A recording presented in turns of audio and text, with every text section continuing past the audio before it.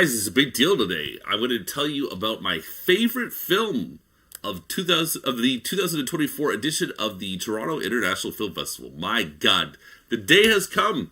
So here it is. It's near the end of October. Still got plenty of TIFF 24 stuff to get through. But, been doing it. Been doing uploads. Giving you interviews, reviews. And here, I don't have an interview attached to this film. I would love to talk to the directors one day. But I absolutely love this film, and I would read my review, and then maybe I'll give you some additional thoughts. Dead Mail sounded cool from the write-up on TIFF's site, but it was truly one of my favorite experiences during the 2024 edition of the Toronto International Film Festival. No joke. The movie has the spirit of a shot-of-video horror film, like Video Violence or Sledgehammer. Look them up. It looks great, sounds great, has an insane script with appropriately bizarre performances.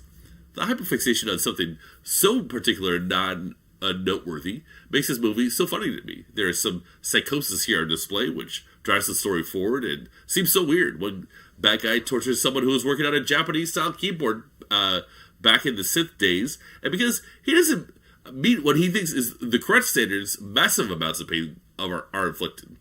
That is so funny to me. While admittedly bizarre, stupid, and immoral, the whole look of this movie, which is filtered to look like it was a shot-of-video film, really worked for me, as did the strange synth tracks.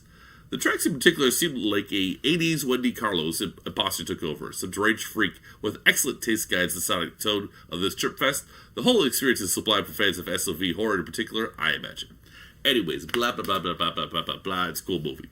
And I was with someone who actually loathed the experience, and that's kind of great. That's kind of one reason I love this movie so much.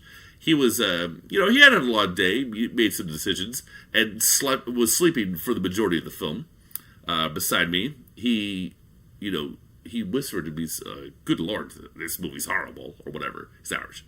I said, "Oh, okay, great. Well, I secretly was having the time of my life."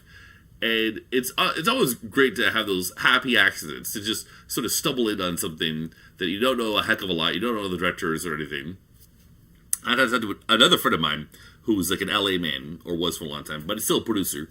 And I mentioned a movie and he knows the director, or saw them working on it in post production, And I told him I like this movie. He said, "Oh yeah, those guys. Yeah, you would like those guys. Those guys are they're a thing that you might be into."